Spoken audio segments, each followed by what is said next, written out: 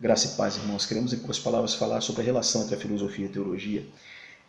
Primeiramente, a filosofia é o amor ao saber, é o ramo central do conhecimento humano, da qual se originaram todas as ciências que hoje nós conhecemos.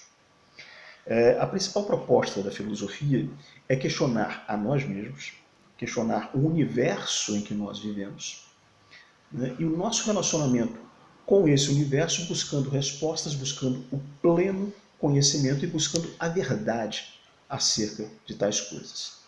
A filosofia, ela interpõe os porquês, né? E quando se tem bastante matéria pesquisada sobre determinado assunto, esse assunto deixa de ser parte da filosofia e passa a ser uma ciência autônoma. Foi assim que aconteceu, por exemplo, com a economia, né, com a ciência política, com a psicologia, com a astronomia, com a física, etc. Partiram da filosofia, quando já se tinha bastante embasamento, se tornaram então ciências autônomas. A teologia, por sua vez, ela se refere ao estudo de Deus e da relação do homem com Deus. É um ramo de conhecimento que também veio da filosofia, ou seja, a teologia também saiu de dentro da filosofia. Né? É a ciência ou estudo que se ocupa de Deus, da sua natureza, dos seus atributos, das suas relações com o homem e com o universo. E quando falamos em teologia cristã, estamos falando do estudo de Deus à luz da Bíblia Sagrada e das mensagens de Jesus Cristo nelas contidas. Né? O termo foi inaugurado por Platão. Platão é que criou, né, o termo teologia, mas na verdade a teologia já existia, já havia sido debatida por filósofos pré-socráticos, ou seja, os filósofos clássicos gregos que existiram antes de Sócrates e antes de Platão. Né? No livro Filosofia entre a Religião e a Ciência, do filósofo Bertrand Russell, é feita uma diferenciação entre filosofia, teologia e ciência que é muito interessante. Russell diz que a filosofia ela é uma área que está entre a teologia e entre a ciência, se relacionando com ambas. É como se fosse um campo de batalha, ele usa essa alusão, na qual você tem de um lado filosofia, da qual você tem de um lado teologia ou religião, do outro lado a ciência, e no meio disso você tem a filosofia, né, que se relaciona com ambas essas coisas aí. Bom, durante a Idade Média, a filosofia e a teologia ficaram intimamente ligadas. Tá? Muitos filósofos da época da Idade Média acreditavam em Deus e usavam a filosofia como uma ferramenta para embasar nossa fé. E de igual modo, ainda hoje é possível fazer isso, né? Utilizar a filosofia como uma ferramenta, né, de embasamento da fé, embora essa não seja a proposta inicial da filosofia. A proposta inicial da filosofia é a busca da verdade, como nós falamos. Né? Os filósofos eram também teólogos, né, durante a Idade Média. E nós não temos só importantes filósofos cristãos nessa época. Nós temos também filósofos muçulmanos importantíssimos, né, como Al-Ghazali e diversos outros filósofos também importantíssimos e renomados dentre os judeus.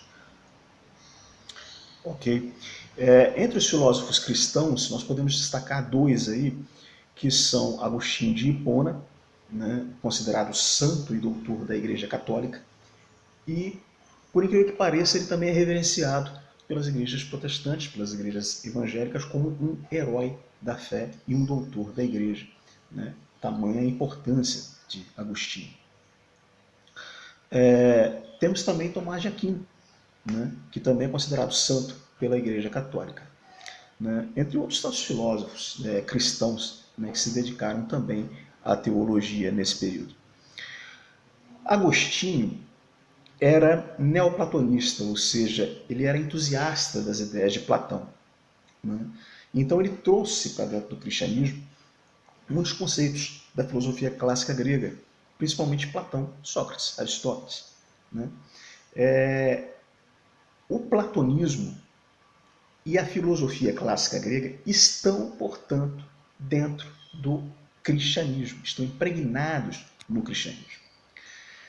O próprio apóstolo Paulo, né, que viveu no século I depois de Cristo e escreveu grande parte dos livros do Novo Testamento, que está na Bíblia, era um filósofo teólogo. Né? Era filósofo e era teólogo, judeu. Né?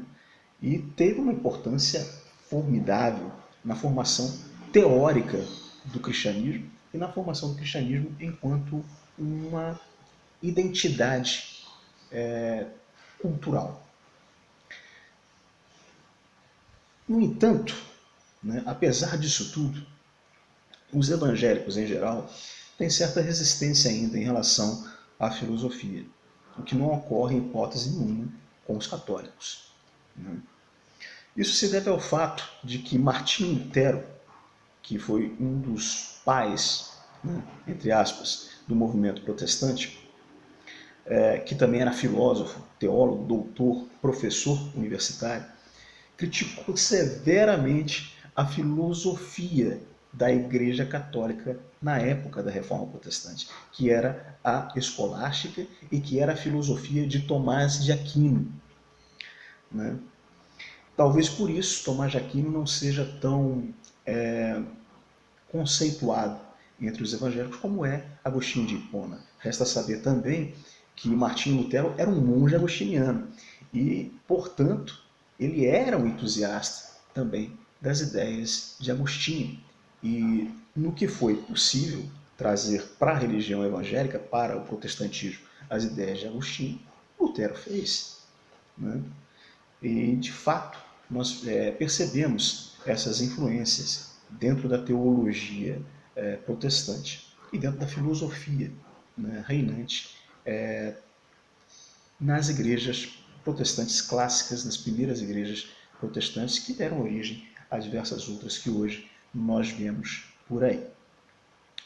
Bom, mas é importantíssimo saber também que a filosofia ela foi, durante muito tempo aqui no Brasil, discriminada, principalmente durante a época da ditadura militar, o que também favoreceu, né, essa má conceituação da filosofia entre os evangélicos.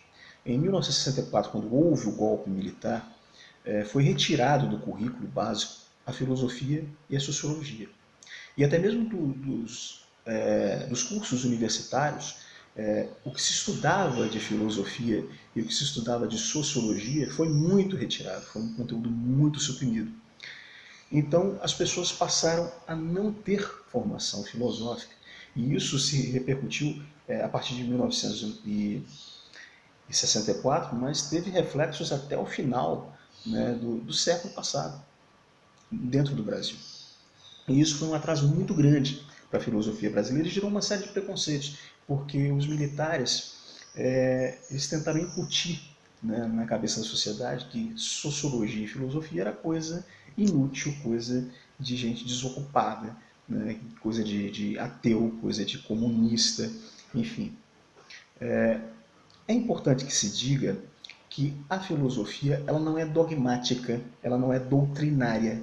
Né? Dentro da filosofia você tem várias correntes de pensamento. O que a filosofia propõe, na verdade, é te dar ferramentas para você pensar, para você encontrar aquilo que você considera verdade. Então, por exemplo, na filosofia nós temos Karl Marx, que é considerado, né, o pai do comunismo, do socialismo, mas nós temos também David Hume, que é um outro filósofo, que é considerado um dos grandes gênios do liberalismo.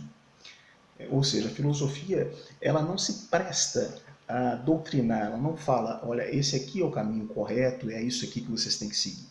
A filosofia ela mostra as diversas correntes de pensamento.